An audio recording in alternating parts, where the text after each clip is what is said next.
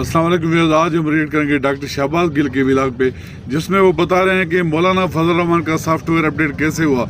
जब से अली अमीन गंडापुर का नाम आया सीएम केपीके के लिए, मौलाना साहब का सॉफ्टवेयर अपडेट हो गया है और वो अब किस तरह की बातें कर रहा है और मुखालफों पे इल्ज़ाम लगा रहा है, यानी कि इस्टेब्लिशमेंट नून लीग और पीपल्स पार्टी पे। चलो देखते हैं वीडियो, उसके बाद बात करते हैं। अच्छा जी, अगली खबर आपके सामने रखनी है। इमरान खान साहब ने हकीम अली अमीन गंडापुर को उतारा है चीफ मिनिस्टर पंजाब के लिए। अभी हकीम साहब ने दुकान नहीं खोली, बोर्ड शोर्ड भी नहीं लगाया, अपनी शीशियाँ सीधी की हैं जिनमें उन्होंने दवाइयाँ भरनी हैं। और आपको पता हकीम साहब के पास वो एक होता है जिसके अंदर वो रगड़ते हैं, दवाइयाँ रगड़ते हैं, और उसके अंदर उन्होंने अपनी को फकियाँ शकियाँ रगड़नी शुरू की हैं। और अभी वो सिर्फ उसकी आवाज़ ही आना शुरू हुई है फकियाँ रगड़ने की, कि मौलवी फजल रहमान साहब जो भारी भरकम प्लेयर हैं सियासी वहाँ पर केपीके से, जो सबसे बड़े सियासी बीमार थे और कभी ज़मीन गर्म करते थे, कभी आसमान गर्म करते थे, कभी ये कहते थे, कभी वो कहते थे। उनका एक रीसेंट बयान आया है कि पाकिस्तान तहरीक इंसाफ से हमारा जिस्मों का क्लैश नहीं है, नज़रियात का क्लैश है, हमारी सोच का क्लैश था और वो ठीक हो जाएगा। हमारे मामला तो उम्मीद करते हैं ठीक हो जाएंगे। ये वही मौलवी साहब हैं जो यहूदी एजेंट से नीचे बात नहीं करते थे और कहते थे कि तहरीक इंसाफ जो है उससे बड़ा फितना पाकिस्तान के लिए कोई नहीं है। हकीम साहब ने अभी दुकान खोली नहीं कि अफाका शुरू हो गया है, और हकीम अली अमीन गंडापुर ने अभी फक्की की पुड़ी बांधी भी नहीं है, और मौलवी फजल साहब ने कहा है कि हमारे मामला पीटीआई से दुरुस्त हो जाएंगे।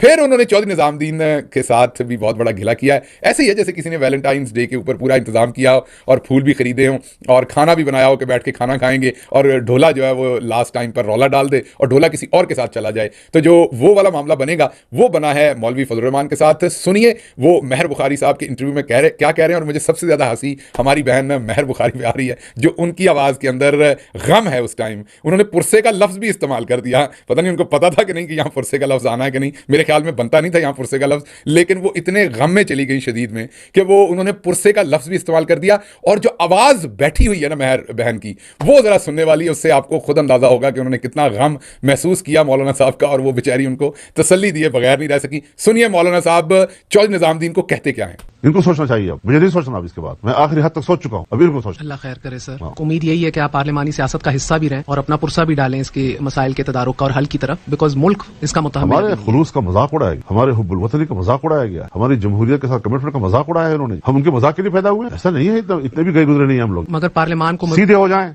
नहीं सीधे होंगे तो फिर मैदान में फैसले होंगे। आपने सुना मौलाना साहब ने क्या गिले किए कि हम इतने गिरे पड़े भी नहीं थे। इतनी बेइज्जती की आपने हमारी, इतनी बेइज्जती की आपने हमारी। वो एस्टैब्लिशमेंट को कह रहे हैं चौधरी निजामुद्दीन को, इतनी बेइज्जती, हम इतने गिरे पड़े भी, थोड़ी बेइज्जती कर लेते। आपने इतने सियासी जूते लगाए, हमें एक तो लगा लेते। आपने तो बेइज्जत करके रख दिया, पूरे केपीके में से सफाया कर दिया। अब बलूचिस्तान की पहाड़ों पर एक आध सीट आपने हमें दी, इतनी बेइज्जती की आपने हमारी। हम इतने गए गुजरे भी नहीं, हम कुछ नहीं करेंगे, जाए हम नहीं खेलते, अब हम कौन हो गए। तो ये वाले वो तासरात थे। मैं हंस रहा हूँ, माजरत चाहता हूँ आपसे इस बार। मौलाना साहब कितने खौफजदा हैं हकीम अली अमीन गंडापुर से।